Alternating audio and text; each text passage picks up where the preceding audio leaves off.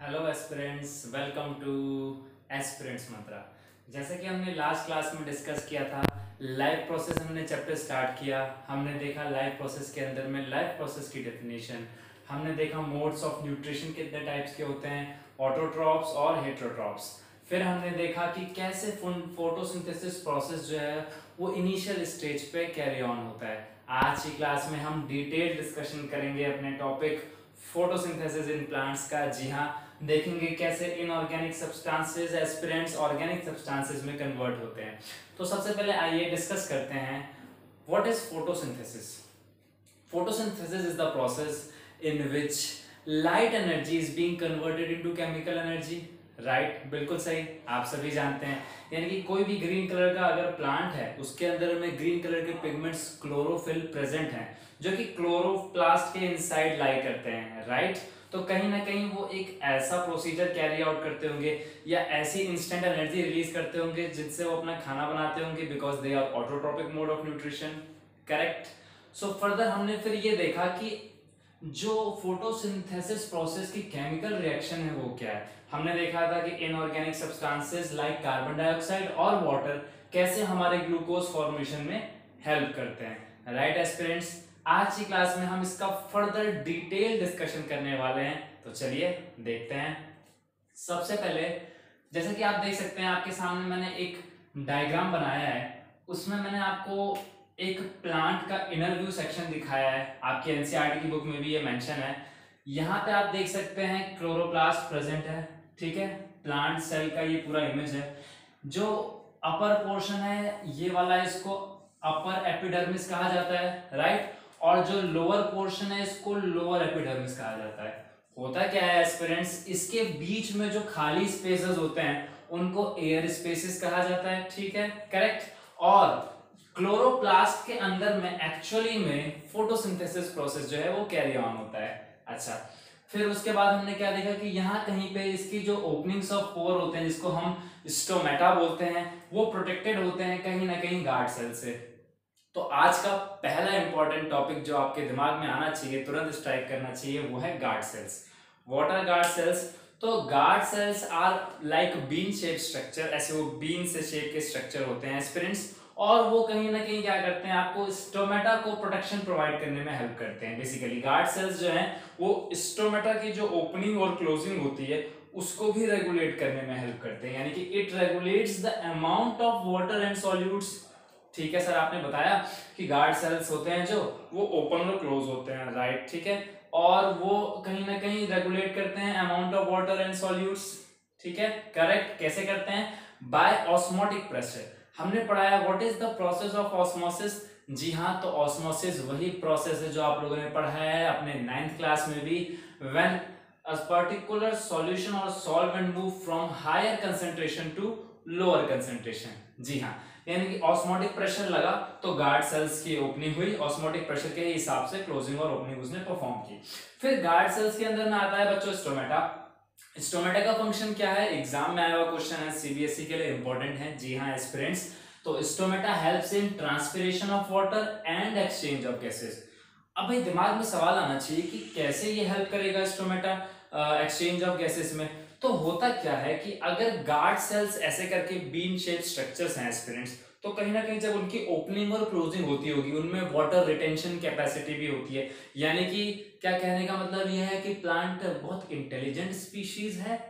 Yes, plant बहुत ही intelligent species होता है। उसको पता है उसके पर्टिकुलर पोर्स में और लीव्स में कितना अमाउंट ऑफ वाटर उसको होल्ड करना है और कितना रिलीज करना है। जी हाँ, तो इसी वजह से जो स्टोमेटा है वो हेल्प करता है ट्रांसपिरेशन में भी और एक्सचेंज ऑफ गैसेस में भी, लाइक CO2 एंड O2।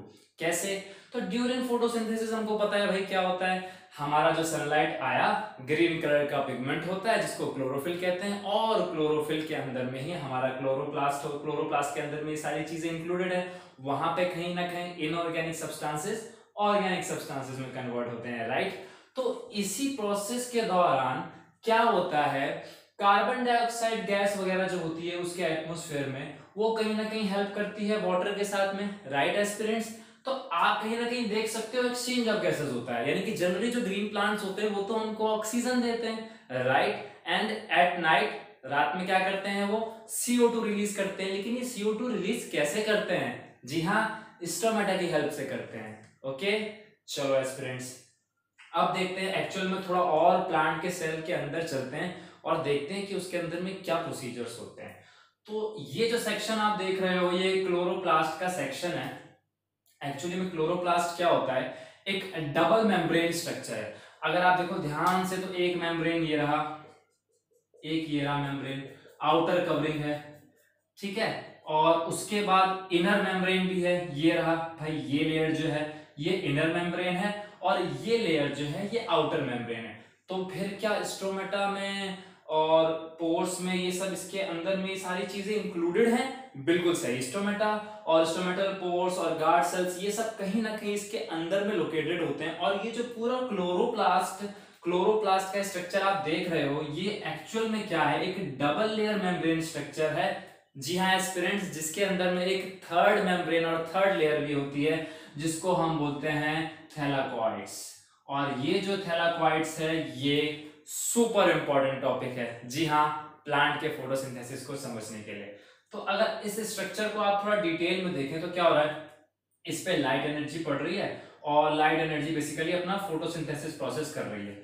अब जो थैलाकॉइड्स हैं वो क्या है एक्चुअली में, ये राउंड शेप स्ट्रक्चर्स होते हैं। ये जनरली कॉइन लाइक स्ट्रक्चर्स होते हैं जो कि बेसिकली प्रेजेंट होते हैं इनसाइड द क्लोरोप्लास्ट। तो बेसिकली थैलाकॉइड का फंक्शन क्या है आपके दिमाग में आएगा सबसे पहला सवाल। तो एस्पिरेंट्स, थैलाकॉइड के अंदर में ही एक्चुअल में फोटोसिंथेसिस और light energy formation takes place होता है। तो थैलाकॉइड के बाद फिर हमने क्या देखा, फिर देखा स्ट्रोमा। अब ये जो आप स्पेसेस देख रहे हैं यहाँ पे जो बच्चों, इसको स्ट्रोमा कहते हैं। तो बेसिकली स्ट्रोमा क्या है, एक तरीके का एक्वस फ्लूइड है जो कि भरा हुआ है किसके बीच में, थैलाकॉइड और क्लोरोप्लास्ट। यानी कि अगर मैं बात करूं ये पूरा स्ट्रक्चर क्लोरोप्लास्ट का है और इसके अंदर में थैलाकॉइड्स हैं, ये रहे कॉइन शेप के स्ट्रक्चर्स थैलाकॉइड्स। तो इन थैलाकॉइड्स और इस आउटर कवरिंग मेम्ब्रेन यानी कि क्लोरोप्लास्ट और थैलाकॉइड्स के जो बीच के स्पेसेस होते हैं, ये खाली खाली स्पेसेस जो आप देख रहे हैं, इन्हीं खाली स्पेसेस को हम स्ट्रोमा बोलते हैं। और एक्चुअली में स्ट्रोमा भी बहुत ही ज्यादा सुपर इंपॉर्टेंट है। क्यों? क्योंकि इसके अंदर में डार्क रिएक्शन टेक्स प्लेस होता है, यानी कि डार्क रिएक्शन हमारा स्ट्रोमा के अंदर में होता है स्टूडेंट्स, राइट। चलिए, तो स्ट्रोमा की हमने डेफिनेशन देखी, it is the space between thylakoids and chloroplast membrane. चलिए, फिर आता है ल्यूमेन। अगर अब आप ये देखोगे थैलाकॉइड के अंदर में ये जो पार्ट है, ग्रीन कलर का पार्ट होता है बेसिकली, या लाइट एब्जॉर्बिंग और लाइट रिफ्लेक्टिंग पार्ट होता है, इसको हम ल्यूमेन कहते हैं। तो basically lumen acts as a compartment, एक तरीके जैसा कंपार्टमेंट और अपार्टमेंट्स होते हैं जिसमें हम लोग रहते हैं, राइट। तो कहीं ना कहीं ऑक्सीजन को भी स्टोर करने के लिए कोई जगह चाहिए, कोई घर चाहिए ऑक्सीजन को। तो ऑक्सीजन जो है वो इन कंपार्टमेंट लाइक ल्यूमेंस में एक्चुअली में ऑक्सीजन जो होता है हमारा वो प्रोड्यूस होता है during the formation of photosynthesis reaction. यानी कि 6CO2 plus 6H2O gives 6C6H12 plus O6 plus 6O2। यानी कि कहीं ना कहीं ये जो 6O2 जो बन रहा है, ये कहाँ बन रहा है स्टूडेंट्स? जी हाँ, ये आपका ल्यूमेन के अंदर में बन रहा है, ठीक है। चलिए, फिर देखते हैं लैमेला क्या है। तो भाई लैमेला क्या है, तो लैमेला आप देख सकते हैं कि ऐसा ऐसा स्ट्रैक होता है। बेसिकली ये जो स्ट्रैक्स होते हैं ऐसे करके, ये कनेक्टेड होते हैं कहीं ना कहीं थैलाकॉइड से। क्यों कनेक्टेड होते हैं भाई? प्लांट को भी तो रिजिडिटी चाहिए, सपोर्ट चाहिए, एक फर्मनेस चाहिए और एक स्ट्रेंथ चाहिए। तो जैसे ही प्लांट को एक फर्मनेस और एक स्ट्रेंथ चाहिए, तो उसके लिए उसको कुछ होल्ड करके रखने की जरूरत पड़ेगी। तो यानी कि जो थैलाकॉइड्स को होल्ड करेंगे और प्लांट के सेल्स को बेसिकली रिजिडिटी प्रोवाइड करेंगे, वो क्या होते हैं? वो होते हैं हमारे लैमेला। तो ये बेसिकली लैमेला का फंक्शन भी हमने देखा, ठीक है स्टूडेंट्स।